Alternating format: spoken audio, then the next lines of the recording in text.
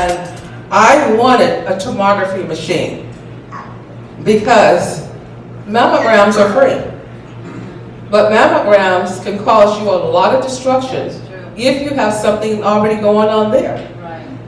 There's plenty of websites that show you a lot of information on the truth of mammograms. They're showing that when you have both breasts done, it's equivalent to 1,000 chest x-rays. So why would anybody want to do that?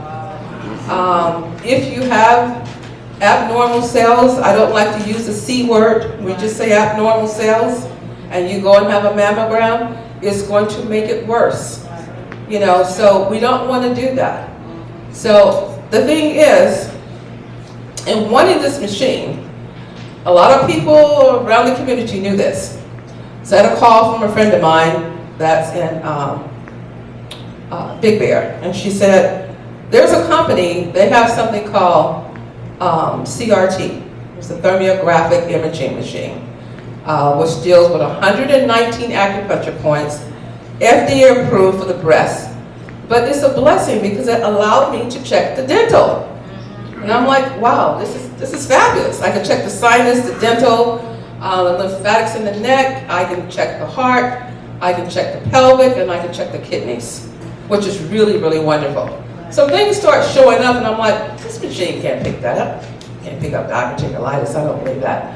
So the person was a little older, so I sent him to have a colonoscopy, and come to find out, sure enough, there was diverticulitis there was polyps. Ovarian cysts with women, if they don't know, I said, I don't think so. Send them to, because we have a company next door to do all my ultrasounds. Sure enough, the person did have an ovarian cyst. And what was really amazing too with it is the heart. It picked up extracardial activity in the heart. I'm like, that's really amazing too, because this is just a probe I'm putting next to the skin, it's infrared. So I said, okay, let me just check that out. Kind of found out this person did have a mild functioning heart murmur. So it is a very accurate and very thorough report. Some people have left my office and said, wow, especially a couple ladies who were not of color, they went to their doctor and thought I was a witch. And actually told their doctor, I really think she's a witch. She gave me this report that her doctor said, you don't have any of these problems, none of them.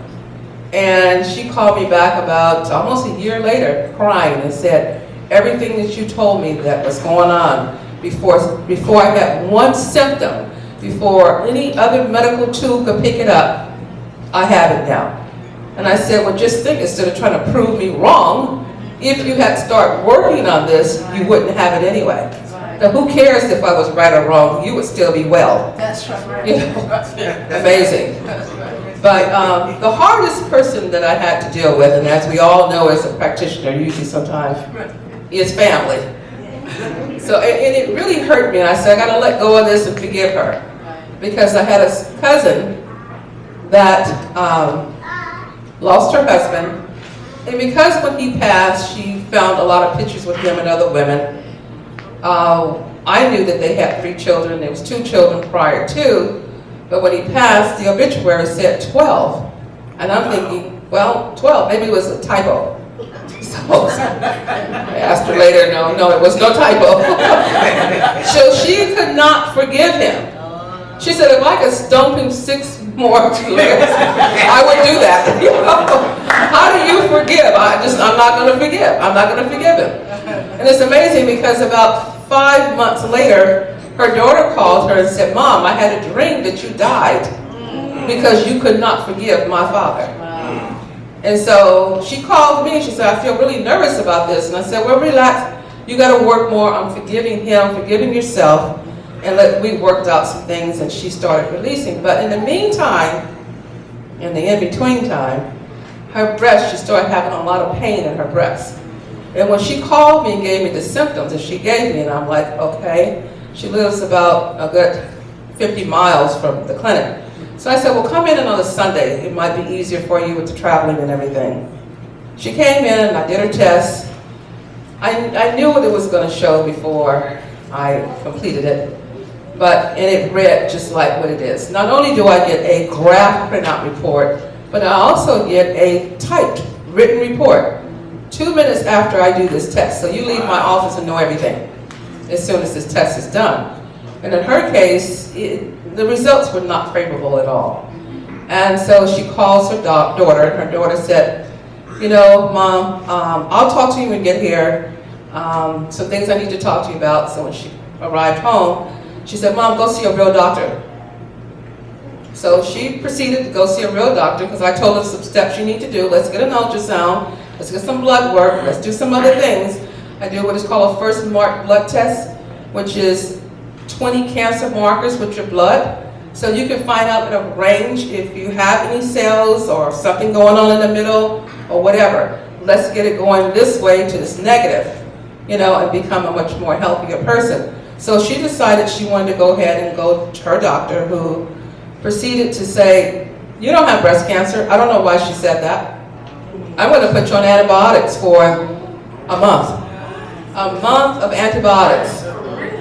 Not a good thing. And I told her, that's the last thing you want to do, is take antibiotics. Not with breast cancer, you don't want to do that. She did it anyway.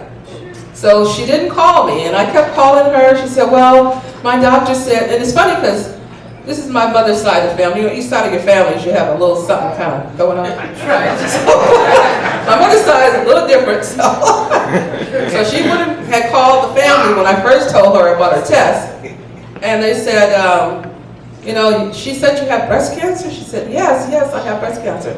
After she saw a doctor during this whole 1 month treatment of antibiotics and no cancer, they're all calling me, oh, what are you doing over there at that clinic? Telling people they have cancer, and we knew you didn't know what you were doing, and oh my goodness, she doesn't have cancer, oh my, and she didn't even call and say anything. So later her doctor said, let's do a biopsy. Kiss of death. Stick the needle in, pushing the cells further in, you're dragging them out. I've seen patients before and after biopsies, and all you see is the mass, the cells spreading, it's getting larger. I mean, but that is the definitive way, the only way you can really find out if a person has cancer. And so what happened was, they said, well, we don't think we went deep enough in your breast. So not only did they do 2 mammograms, they did 2 biopsies. By the time they confirmed everything, she was stage 3. So, you know, and she took none of my recommendations. But, you know, I found out something. Because she called me and she said, oh my goodness, I'm receiving so much love. Love I never received when I was married. All the people at the churches and different people are praying for me. That, I think, was more healing for her than anything. That she now is receiving love. We have to first start and love ourselves. Yes. Because if she felt the love for herself, she would not have to go search and gravitate to all this on the outside. Right. It would have been right there internally within herself.